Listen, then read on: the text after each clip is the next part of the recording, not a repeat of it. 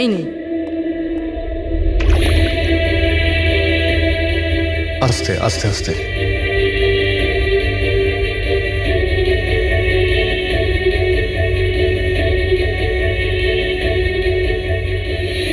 মদন বাবু, আপনি ঠিক আছেন তো? কেন, কি হয়েছে আপনার? কেউ আছে যে আমাকে প্রাণে মারতে চায়? কে? ও আমার আশেপাশেই আছে। আমাকে কখনো একলা ছাড়ে না। হয়তো এখনো আমাকে দেখছে, শুনছে। দেখুন মদন বাবু, একদম চিন্তা করবেন না, আপনার কিচ্ছু হবে না, আমরা আছি না? মদনবাবু, আপনি কার কথা বলছেন? কে কে আপনাকে বিরক্ত করছে? পুতুল, কাঠের পুতুল। কাঠের পুতুল? হ্যাঁ, না মানে ওটা ওরকম নয়, যারা কথা বলতে পারে না, অন্যের ইশারায় নাচে। এই কাঠ পুতুলগুলো কথা বলে, কথা বলতে পারে, নিজেরা চলে চলে ফিরে বেড়ায়।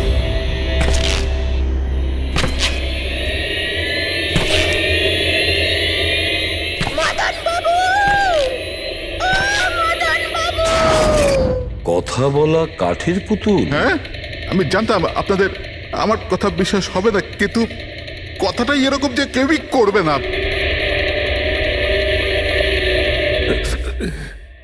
স্যার, আপনি এরকম কোনো পুতুলের ব্যাপারে শুনেছেন কখনো? না, জানেন কিছুদিন আগে আমার সাথে কি হয়েছিল? ওই দিন আমার জন্মদিন ছিল, ঘরের বেল বাজলো, তো আমি ভাবলাম যে আমার বন্ধুরা আমার সঙ্গে দেখা করতে এসেছে।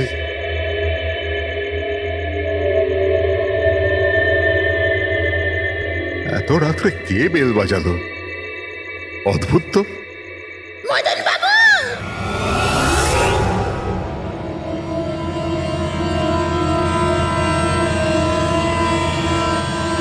কে? দেখতে পাচ্ছেন না? আমি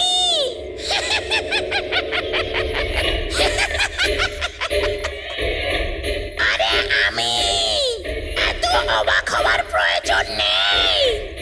জানেন কি এখানে আমি কেন এসেছি? কেন? তোমার প্রাণ নিতে। কি?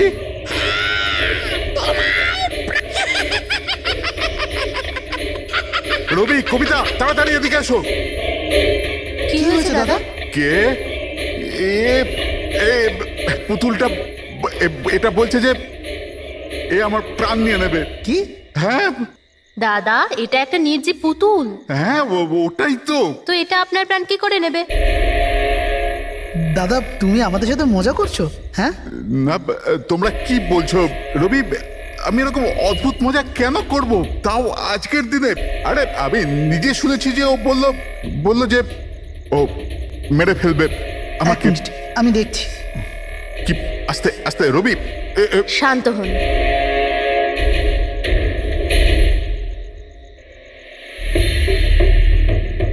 দাদা, মনে হচ্ছে তোমার সাথে কেউ মজা করেছে। এই কাঠের পুতুলের মধ্যে কেউ মনে হয় স্পিকার ফিট করেছে। চেক করো, হয়তো কোনো স্পিকার আছে।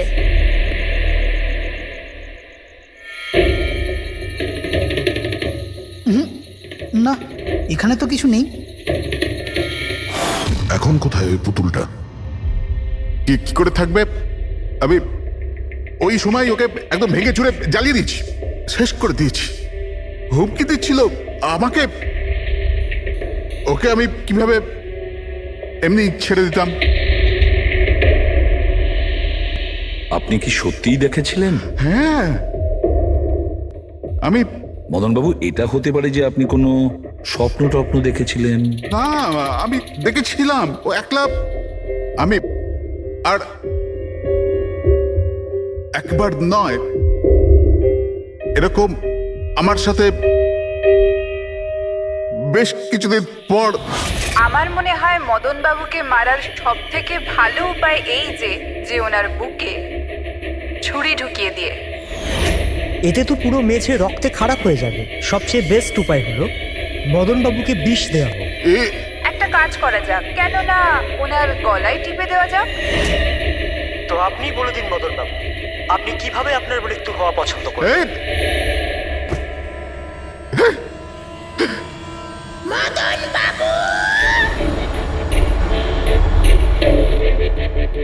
কোথায় যাচ্ছেন?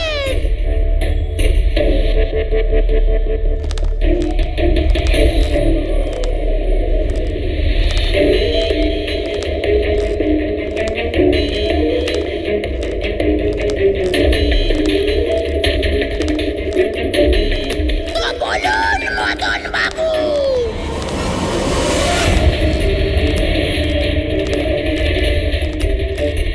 কিভাবে আপনি মরতে চান?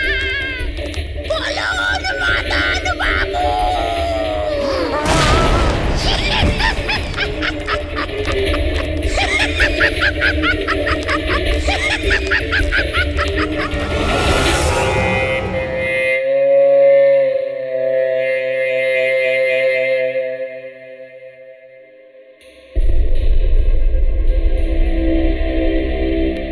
সত্যি মদনবাবুর প্রাণ সত্যিই সংশয় ছিল। উনি সত্যিই বলছিলেন, কোনো ভ্রম ছিল না। এর মানে স্যার মদনবাবুর খুন এই পুতুলটা করেছে? কি যে বাজে কথা বলো না। পুতুল আবার খুন করতে পারে নাকি? তাহলে স্যার খুনটা করলো কে? সেই ফেডরিক যে কাঠের পুতুলের খেলাটা ভালো করে জানে। যখন আমরা এখানে এসেছিলাম তখন এই পুতুলটার হাতে এই ছুরি ছিল। সমস্ত প্রমাণ তো এর দিকেই আঙুল তুলছে। তাহলে খুন এই করেছে। দাদা দাদা প্লিজ প্লিজ দাদা স্যার, এই পুতুলটা খুন করেনি। এক মিনিট, আপনারা কে? স্যার, আমি কবিতা, ওনার স্ত্রী, আর ইনি মদন দা, ওনার বড় ভাই। উনি হলো রবি। তাহলে আপনারা এতক্ষণ কোথায় ছিলেন, কি করছিলেন? স্যার, আজ আমাদের ম্যারেজ অ্যানিভার্সারি, সেজন্য আমরা বাইরে ডিনার করতে গেছিলাম। আমরা মদন দাকেও বলেছিলাম সাথে যেতে, কিন্তু উনি বারণ করে দিলেন। আর এইসব। আপনি বলছেন যে মদনবাবুর খুন এই পুতুল করেনি? হ্যাঁ স্যার, এই পুতুলটা খুন করেনি। আপনি কি জানেন খুনিকে? আমার পুরো বিশ্বাস ওনার খুন সাদুল করেছে। উনি উনি ওনার উপর বদলা নিতে চেয়েছিলেন। আচ্ছা, যার কথা বলছেন সে কে? কিসের প্রতিশোধ নিতে চাইছে? সাদুল একজন ভেন্টাকলিস্টার ভয়েস ওভার আর্টিস্ট ছিল। মদনদা আর রবির বড়দা অঙ্কুশদার ছোটবেলার বন্ধু। অঙ্কুশদা ছোটবেলা থেকেই সাদুলকে খুব ভালোবাসতো। যখন উনি দেখলেন সাদুল জীবনে কত ঠোকর খাচ্ছেন, তো 5 বছর আগে উনি নিজের বাড়িটা সাদুলকে দিয়ে দিলেন, যাতে উনি ওনার থিয়েটার গ্রুপ চালাতে পারেন। যদি ওরা কোনোদিন অঙ্কুশদাকে ভাড়ার টাকা দিতে পারেনি, কিন্তু অঙ্কুশদার এই নিয়ে কোনোদিনই কোনো দুশ্চিন্তা হয়নি, কারণ উনি জানতেন যে এই কলাতে অত পয়সা পাওয়া যায় না। সাদুল আর ওনার স্টুডেন্টরা অঙ্কুশদার বাড়ি থেকেই নিজেদের ভেন্ট্রালোকুইজমের প্র্যাকটিস করত। পুতুল দিয়ে কথা বলানো এই শিল্পের ঘন্টার পর ঘন্টা বসে রিহার্সাল করত। তাহলে একটা কথা তোমরা ভালো করে বুঝে নাও, ভেন্ট্রিলোকিজম এই শিল্পটা সহজ নয়, কিন্তু এটা আবার এতটাও মুশকিল নয়। এই শিল্পটা করার যে পদ্ধতি, এটার নামেই লুকিয়ে আছে। ভেন্ট্রিলোকিজম একটা ল্যাটিন শব্দ, যাতে ভেন্টারের মানে হচ্ছে পেট আর লোকি মানে হচ্ছে বলো। তাহলে ভেন্ট্রিলোকিজমের অর্থ পেট দিয়ে বলো। যেমন, হ্যালো বরুণ, কেমন আছো? তারপর একদিন অঙ্কুশদা মারা গেলেন, আর সব কিছু বদলে গেল। কারা? আরে আরে আরে আপনারা কি করছেন? আরে কি হলো? আপনারা কে? আরে কি করছেন? আরে কি করছেন? এরকম করছেন কেন আপনারা? আপনারা কারা? কি হয়েছে? কি অসভ্যতা? আরে আপনারা চাইছেনটা কি? আরে রবি, বলবান, কি হচ্ছে এখানে? কি হচ্ছে? এই যে এতদিন ধরে তোমরা বিনা পয়সার ফুটুনি মারছিলে না, আজ থেকে বন্ধ হয়ে গেল। আমি এখানে কোনো ধর্মশালা খুলে রাখিনি। কিন্তু বলবন্ত, অঙ্কুশ তো বলেছিল যে কে অঙ্কুশ? যে মরে গেছে, যে আর বেঁচে নেই, পৃথিবীতেই আর নেই। এতদিন পর্যন্ত ওর পদ্ধতিতে চলেছো, আজ থেকে আমার পদ্ধতিতে চলতে হবে, বুঝতে পেরেছো? চলো জায়গা ফাঁকা করো। রবি, বোঝাও তোমার দাদাকে। ও কি বোঝাবে আমাকে? আমি বুঝতে পারি তো সবকিছু। আর যদি এখানে থাকতেই হয় তো ভাড়া দিতে হবে। ভাড়া? হ্যাঁ, ভাড়া। কত ভাড়া দিতে হবে আমাদের? 4 লাখ। 4 লাখ? 4 লাখ টাকা তো আমাদের কাছে নেই। নেই যখন তখন খালি করো, না হলে আমি পুলিশকে ডেকে তোমাদের সবাইকে জেলে পাঠিয়ে দেবো। আর ওখানে থাকবার জন্য কোনো ভাড়াও দিতে হবে না। বলবন্ত, আমাদের কিছুটা সময় দাও। তাড়াতাড়ি আমরা কোথায় যাব? সময় টময় কিছু পাওয়া যাবে না। অনেক দেখেছি, অনেক হয়েছে তোমাদের তামাশা। চলো স্যার চলো। এরকম করবেন না প্লিজ স্যার, প্লিজ স্যার এরকম করবেন না আর স্যার, 1 please। মিনিট, যতদিন না তোমরা আজ পর্যন্ত ওর ভাড়া দিচ্ছ, এই যে তোমাদের জিনিসপত্র পড়ে আছে না, আর এগুলো কি, এই কাঠপুতুলগুলো, এগুলো সব আমার কাছে থাকবে। কিন্তু তুমি এই সমস্ত জিনিস নিয়ে নিলে আমরা ভাড়া কি করে দেব? ওসব আমি জানি না। স্যার এরকম করবেন না স্যার, আমরা আপনার সব টাকা মিটিয়ে দেবো স্যার, প্লিজ। স্যার, আপনার এগুলোকে নিষ্প্রাণ কাঠের পুতুল মনে হয়, কিন্তু আমাদের কাছে এগুলো প্রাণের সমান। ও ভাই ট্র্যাজেডি কিং, তোমার এই যে সব মেলোড্রামা আছে না, এগুলো আমার দাদা অঙ্কুশের সাথেই চলতো, আমার সাথে নয়। আর এই যে কি এ 4 লাখ টাকা রোজগার করে দেবে এই কাঠপুতুলগুলো। আরে 4 লাখ কি, 4,400 টাকাও রোজগার করে দিতে পারবেন এই কাঠপুতুলগুলো। জানো কেন? কারণ এই শিল্প শেষ হয়ে গেছে, জিরো। এই যে তোমাদের গুরু আছে না সাদুল, ওরই মতো কোনো কাজের নয়, লুজার, একজন লুজারও, বুঝলে? বেরো বেরো। এই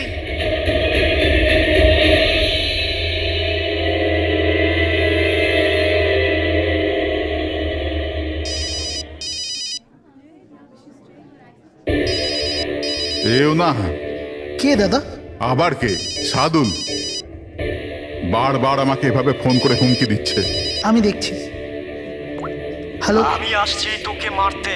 এবার তোর জীবন কিছুদিনের অতিথি মাত্র। হ্যালো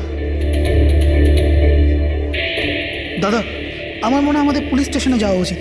পুলিশ ডিপার্টমেন্টে আমি একজনকে চিনি, হয়তো ও আমাদের সাহায্য করতে পারে। হ্যাঁ দাদা, আমি এটুকু বিশ্বাস করতে পারিনি যে এই সাদুল এত বড় পাগল হবে। আমাদের পুলিশের কাছে যাওয়া উচিত। কোনো লাভ নেই। এই সাদুল নিজের মোবাইল থেকে ফোন করছে না, কোনো ল্যান্ডলাইন নাম্বার থেকে করছে। Landline number? আমি খোঁজ নিচ্ছি নাম্বারটা কোথাকার। কি? এটা কি বলছো তুমি? হ্যাঁ, ঠিক বলছি। এই নাম্বার এই হসপিটালের মর্গ রুমের। সাদুল আমাকে হসপিটালের মর্গের রুম থেকে কেন ফোন করবে? এই নাম্বার থেকে এনাদের কাছে ফোনে হুমকি দিচ্ছে। কাল রাত আর আজ সকালেও দিয়েছে, টানা 3 দিন ধরে আসছে। কে করছে এই কল? স্যার এই ফোন দিয়ে কারোরই ফোন করবার কোনো অনুমতি নেই। আমি সারাদিন এখানেই থাকি, এই ফোন থেকে কেউ কোনো ফোন করেনি। তাহলে তুমি নিশ্চয়ই কল করেছো? স্যার আমি কেন ফোন করব? আমি তো আপনাদের চিনিও না। হ্যাঁ, হতে পারে তুমি সাদুলের কথা করেছো। কি নাম বললেন আপনি? সাদুল। সাদুল? এই যে এ হলো সাদুল। চেনো তুমি একে?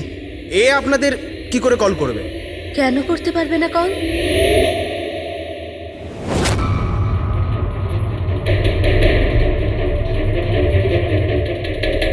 এ কিভাবে হয়ে গেল? সাদুল 3 দিন আগে ইনি মারা গেছেন, তাহলে ইনি ফোন কি করে করবেন? কিন্তু এর মৃত্যু হলো কিভাবে? ইনি ড্রিঙ্ক করেছিলেন, একটা গাড়ি এনাকে উড়িয়ে দিয়ে চলে গেছে, ওখানেই ওনার মৃত্যু হয়। যদি ও এখানে মরে পড়ে আছে তো আমাকে হুমকি দিয়ে ফোন কে করছে?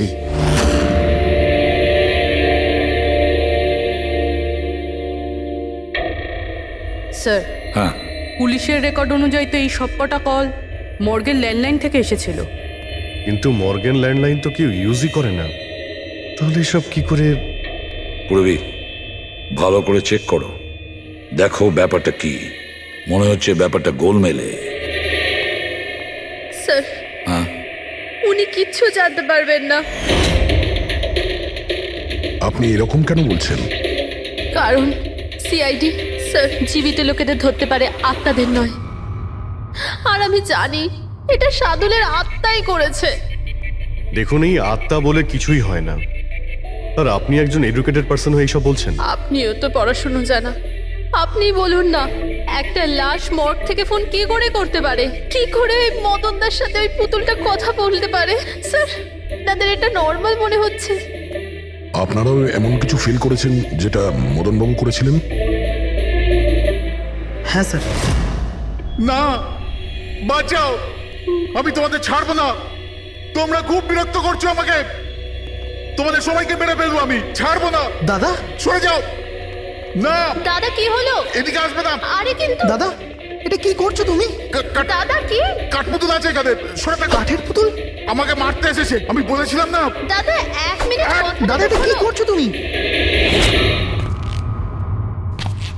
রবি, এই এই আওয়াজটা ওপর থেকে আসছে। হ্যাঁ, কিন্তু উপরে তো কিছুই নেই। পুরো তো স্টোর রুম আছে আর একটা বন্ধ ঘর আছে। Store room? হ্যাঁ, ওই স্টোর রুমের মধ্যেই তো আমি সমস্ত কাঠপুতুলগুলো একটা বড় বাক্সের মধ্যে তালা লাগিয়ে বন্ধ করে রেখেছি। কাঠের পুতুল? ওগুলো সব বাইরে চলে এসছে কিভাবে? কি?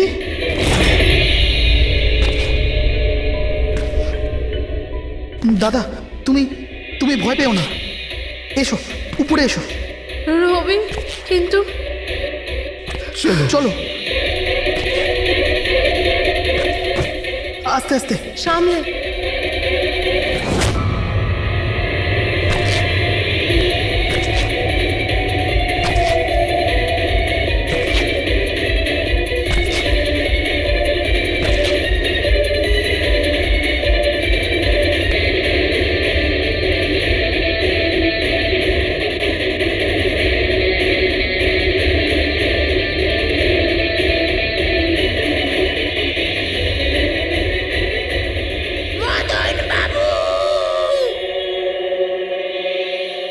দাদা, আওয়াজ এই ঘর থেকে আসছে। হ্যাঁ, এসো।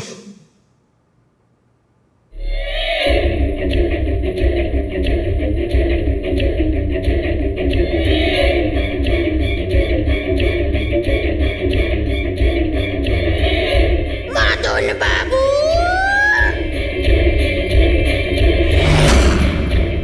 মদন বাবু, কেমন লাগলো আমার সাথে দেখা করে?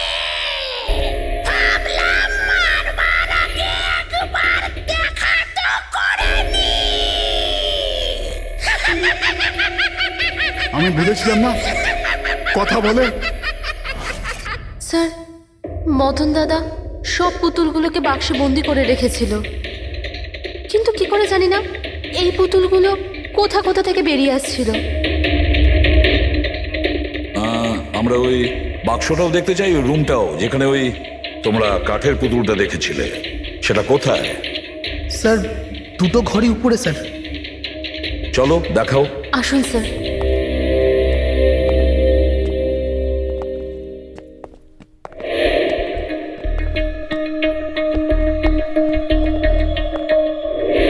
স্যার, পায়ের আওয়াজটা আমরা করিডোরে শুনেছিলাম, আর ওই পুতুলটা আমরা এখানে এখানে দেখেছিলাম স্যার।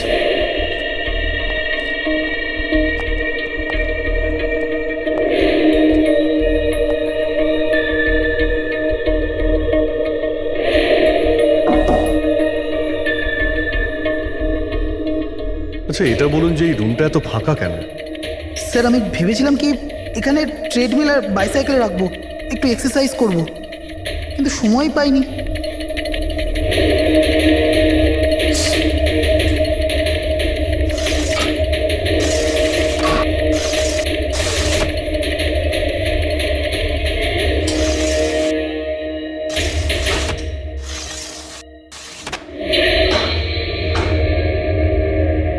স্যার, এটা তো বন্ধই হচ্ছে না।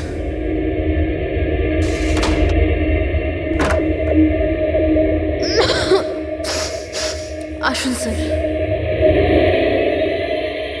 স্যার, এই ওই পেটিগুলো যেখানে পুতুলগুলো বন্ধ করা আছে। একটু লাইটটা অন করবেন? হ্যাঁ।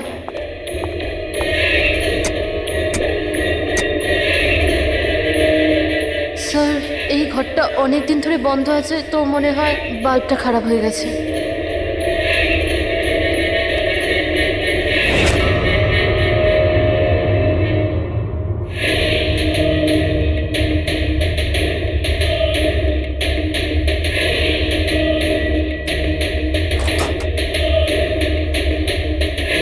স্যার প্রত্যেকটা বক্সে তালা লাগানো আছে।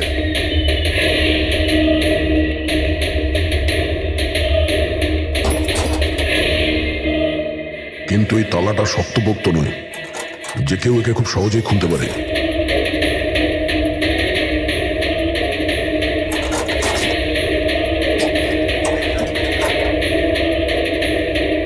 এতগুলো পুতুল,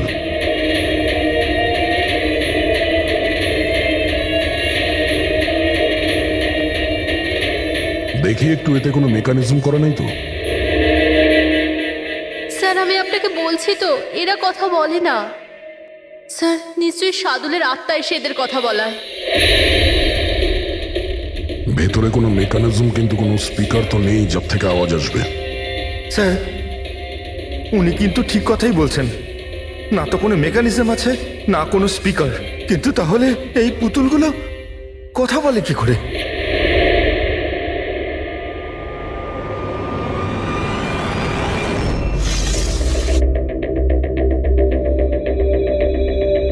লকটা কি খারাপ? লকটা খারাপ স্যার। এখান থেকে তো সহজেই কেউ ভিতরে ঢুকতে পারে, সিঁড়িও রয়েছে আর পাইপও রয়েছে, যে কেউ সহজেই ঢুকতে পারে। আর যে সহজে এই রুমে ঢুকতে পারে সে বাক্সতে বন্ধ থাকা কাঠের পুতুলগুলোকে উঠিয়ে বাইরে যে কোনো জায়গায় রাখতে পারে, যেভাবে এখানে রাখা ছিল তোমাদের ভয় দেখানোর জন্য। স্যার মানে মানে এটা কোনো আত্মা নয়? আরে ওই আত্মার কথা ছাড়ো তো, আত্মা হয়ই না। এটা সেই হতে পারে এই বাড়ির প্রত্যেকটা কোণা সে চেনে, প্রত্যেকটা কোণা। আর তাছাড়াও কাঠের পুতুলের ব্যাপারেও খুব ভালো মতো জানে। আর এরা হতে পারে সাদুলের স্টুডেন্ট। সাদুলের স্টুডেন্ট খোঁজ নিয়ে দেখতে হবে যে সাদুলের স্টুডেন্টস এই মুহূর্তে কোথায় আছে আর কি করছে। হাই, আমার নাম হলো ফ্রিডা। আমার নাম দীপেশ। আমার নাম হলো তরুণ। আর আমার নাম লোচন।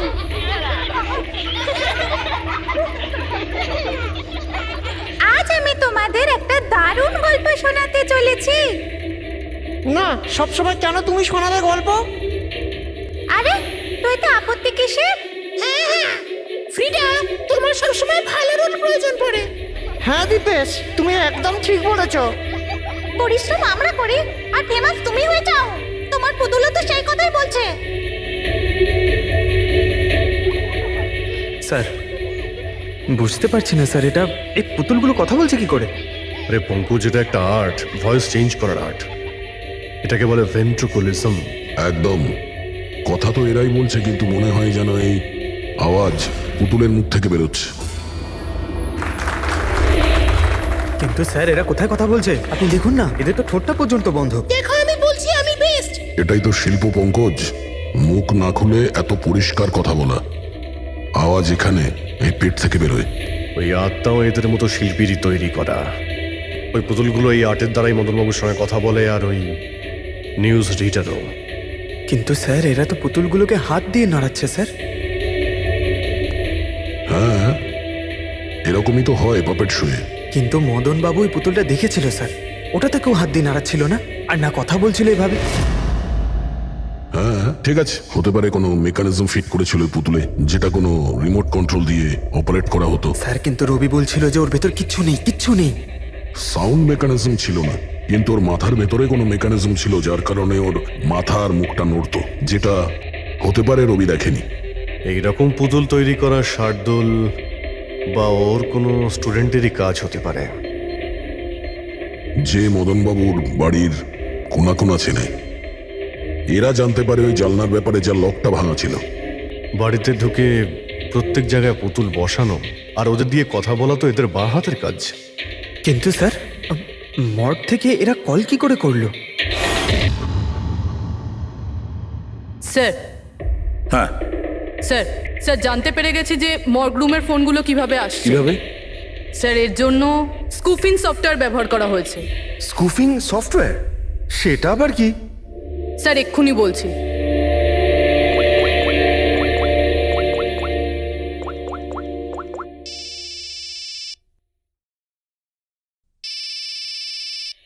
কি যন্ত্রণা! আমার ওয়াইফকে এখনই ফোন করতে হলো? হ্যাঁ স্যার, আমি কারেন্টের বিলটা দিতে না আবার ভুলে গেছি। মনে হয় লাইনটা কেটে দিয়ে গেছে। আমাকে বকবে বলেই ফোনটা করেছে। ফোনটা তোলা ঠিক হবে? ধরো, যাও তাড়াতাড়ি কথা বলে নাও। হ্যালো, হ্যাঁ, আমি বাড়ি ফেরার সময় কারেন্টের বিলটা দিয়ে বাড়ি যাবো। ফ্রেডি স্যার, এইবার কারেন্ট কেটেই যাবে। আরে পুরবি, তুমি ফোন করেছিলে? কিন্তু এটা তো আমার ওয়াইফের ফোন নাম্বার। পুরবি, এটা করলে কি করে? স্যার, এটাই তো এই সফটওয়্যারের বিশেষত্ব। ফোন যেখান থেকেই করো, নাম্বার সেটাই দেখাবে যেটা আপনি চাইবেন। কিন্তু পুরবি, তুমি এই সফটওয়্যারটা পেলে কোথা থেকে? স্যার, সাইবার ইউনিট থেকে নিয়েছি। আর স্যার, এর সাহায্যে শুধু নাম্বারই নয়, বরং কোনো মানুষ তার লোকেশন পর্যন্ত ভুল বলতে পারে। ওরে বাবা রে, স্যার ভীষণ বিপজ্জনক সফটওয়্যার কিন্তু। খুনি মর্গের নাম্বার এই জন্যই ব্যবহার করেছে যাতে আমরা ভাবি এই পুরো ব্যাপারটা সাদুলের আত্মা করেছে। সাদুলের আত্মা। দেখা করে খুব ভালো লাগলো, পরের বার আবার দেখা হবে। বাই সাবধানে যাও তোমরা। Bye bye bye bye bye. হ্যাঁ বলুন, কিভাবে আমি আপনাদের সাহায্য করতে পারি? হ্যাঁ, তোমরা সাহায্য না করলে আর কে করবে? আসলে আমরা এটাই জানতে চাই যে মদনবাবুকে ভয় দেখানোর প্ল্যান তোমাদের মধ্যে কে করেছিল? আমরা ঠিক বুঝলাম না। আচ্ছা, তোমরা কিছু বুঝতে পারলে না? হ্যাঁ, না স্যার, আমি বুঝতে পারলাম না। আমি নির্দোষ। খুব হাসি পেল। হ্যাঁ, একটা লোক মারা গেছে আর তোমাদের সবার হাসি পাচ্ছে। মৃত্যু? কার মৃত্যু? মদন বাবুর খুন হয়েছে ওনার। সিআইডি থেকে আসছি আমরা। সিআইডি? হ্যাঁ, সিআইডি। আর আমাদের সন্দেহের তালিকায় তোমরা সবাই আছো। কাল তোমরা কোথায় ছিলে? কাল আমি আমার বন্ধু শালিনীর বাড়িতে ছিলাম। ওর বাড়ির লোকদের জিজ্ঞেস করতে পারেন। আর তুমি তুমি কোথায় ছিলে? স্যার, আমরা লোচন আর আমি একটা শোয়ের জন্য গিয়েছিলাম পুনেতে। আজ সকালেই ফিরেছি। পুনা? কিসে গিয়েছিলে পুনায়? ক্যাব বুক করে। আমার কাছে ইনফরমেশন আছে, আপনি চাইলে দেখতে পারেন। এই দেখুন। কি ব্যাপার, এত ঘামছো কেন তুমি? হ্যাঁ, কাল রাতে তুমি কোথায় ছিলে? স্যার, ওই আমি বলছি, তুমি কাল রাতে মদনবাবুর বাড়িতে ছিলে কিনা? হ্যাঁ হ্যাঁ, ছিলাম ওখানে, কিন্তু আমি কাউকে মারিনি। তাহলে ওখানে কি করতে গিয়েছিলে? হ্যাঁ স্যার, আমি তো শুধু মদনকে শিক্ষা দিতে চেয়েছিলাম। যেটাও সাদুল স্যারের সাথে করেছে, খুব খারাপ করেছে। আর হ্যাঁ, আমাদের মাঝে আজ যে সাদুল স্যার নেই তার একটাই কারণ, সে হচ্ছে মদন। ওনার জন্যই উনি মদ খাওয়া শুরু করেছিলেন আর সময়ের আগেই মারা গেলেন। তোমরা ভেবেছো খুনের বদলা খুন? না না স্যার, আমরা শুধু ওনাকে ভয় দেখাতে চেয়েছিলাম। গৌরবের প্ল্যান ছিল এটা। হ্যাঁ স্যার, গৌরবই কালকে রাতে আমাকে ফোন করে ডাকে, ওই 11:30 12টার আশেপাশে। কিন্তু আমি একটু লেট হয়ে যাই আর 12:30টায় গিয়ে পৌঁছাই।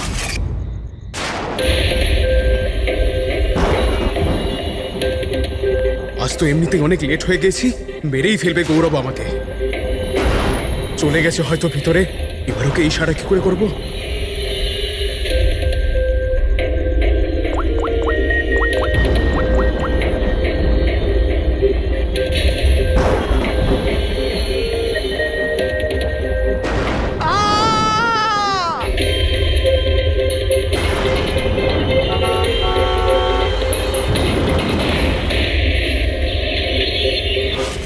গন্ডগোল তো করেই ফেলেছো, মদনবাবুর খুন হয়ে গেছে।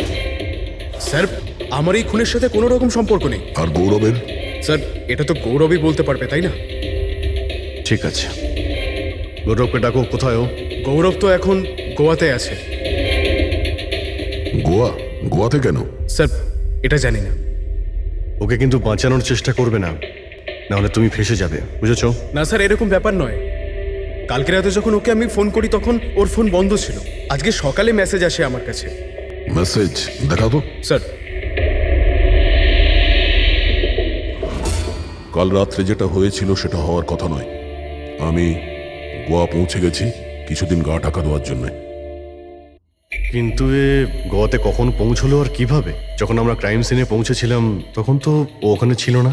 হ্যাঁ, যদি আমরা এটাও ভেবে নিই যে যখন আমরা ওখানে পৌঁছলাম তার ঠিক আগে ও ওখান থেকে বেরিয়ে গেছে, তাহলে ও গোয়া কি করে পৌঁছবে? খুন হয়েছিল রাত 1টার সময়, আর তারপরে আমরা ওখানে পৌঁছেছি।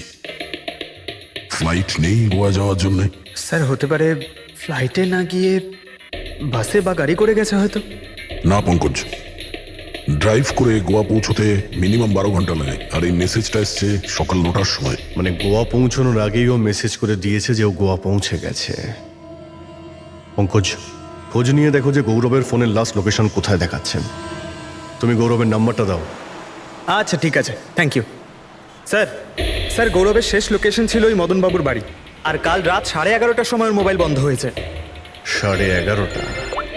Hello, thank you sir. Gaurav নামের কোনো ব্যক্তি গোয়ার কোনো ফ্লাইটেই ছিল না, না আজকে সকালে না কাল রাতে। আর তাছাড়া স্যার, একে কোনো এয়ারপোর্টে সিসিটিভি ফুটেজেই দেখা যায়নি। মানে আমাদের সন্দেহ একদম ঠিক, গৌরব এখানেই আছে। তাহলে ও বা অন্য কেউ ওর ফোন থেকে এই মেসেজটা পাঠিয়েছে যে ও গোয়া চলে গেছে। কিন্তু স্যার, কেউ এরকমটা করবে কেন?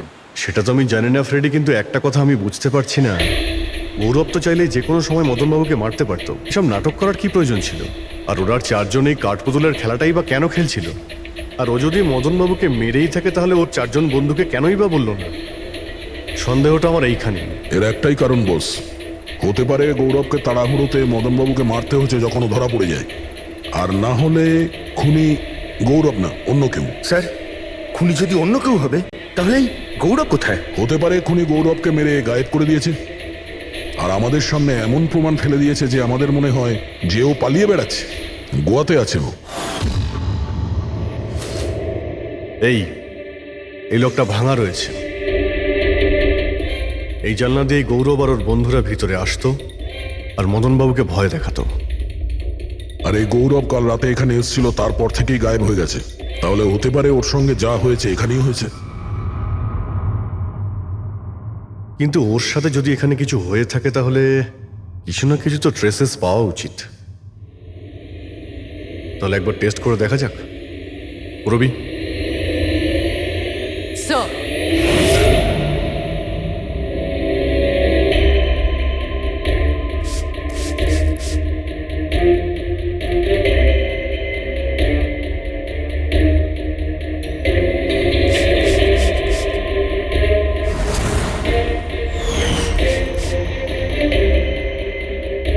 স্যার, আপনার সন্দেহ ঠিক ছিল, এখানে তো রক্ত রয়েছে। ও যখন এই দরজা দিয়ে বাইরে বের হয়েছিল তখনই ওর ওপরে কেউ আক্রমণ করে। স্যার, এদিকে তো কোনো চিহ্নই নেই। ওদিকটা দেখো। এই যে স্যার, ওখানেও দেখো।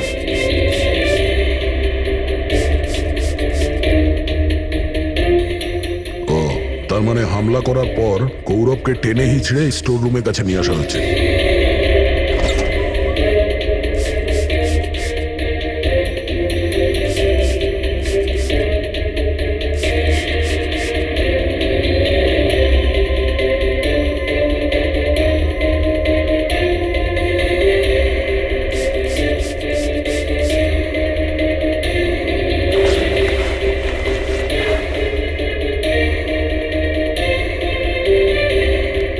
রক্তের দাগ তো এতটা অবধি রয়েছে, তার মানে গৌরবকে এখানেই।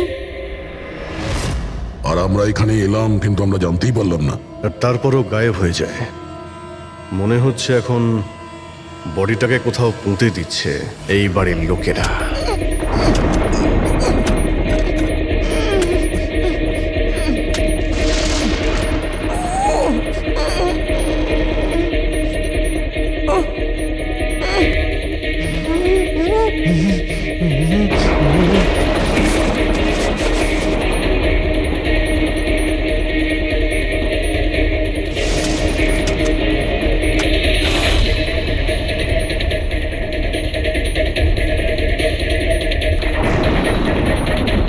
সিআইডি?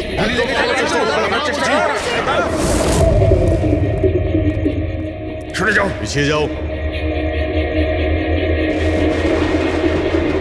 স্যার, হ্যাঁ, জীবিত আছে। তাড়াতাড়ি হসপিটালে নিয়ে যাও।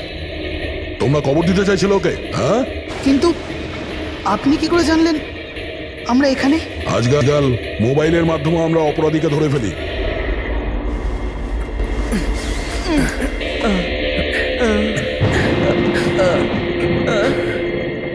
চলো তাড়াতাড়ি নিয়ে যাও ওকে। চলে এসো।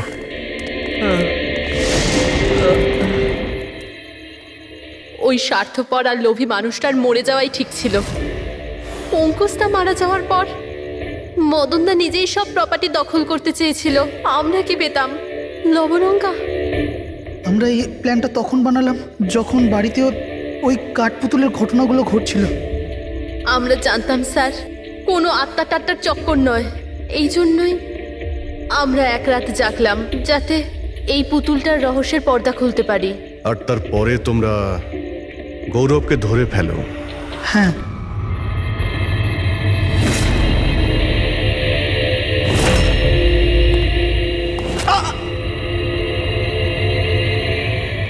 গৌরবের থেকে সব সত্যিটা জানার পর আমরা ভাবলাম যে ওর ওই কাঠপুতুলের খেলার সুযোগ নিয়ে আমরা মদন দাদাকে মারতে পারি। আর সেই কারণে গৌরবের ওপর হামলা করে ওকে বাক্সে ঢুকিয়ে দিয়েছো, আর তারপর মদনবাবুকে খুন করে আমাদের বোকা বানাতে চেষ্টা করেছো।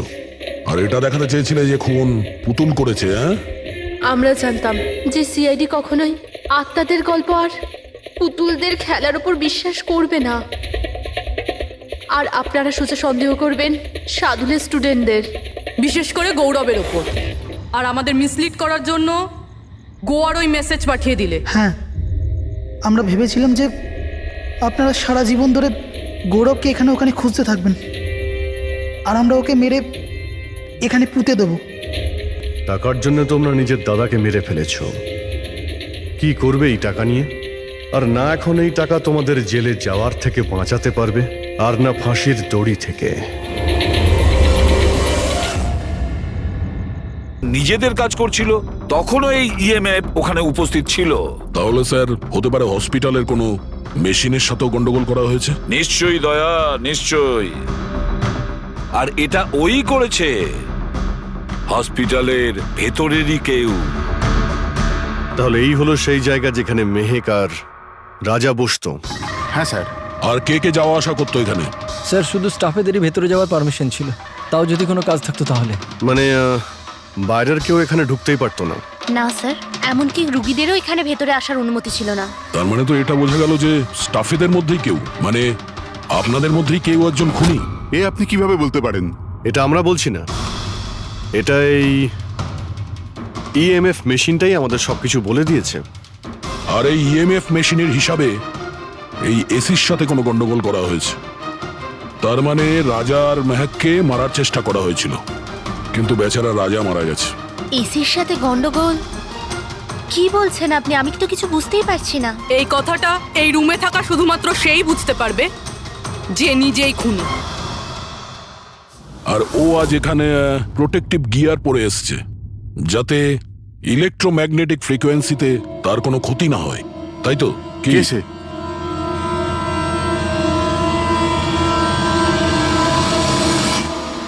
এদিকে এসো।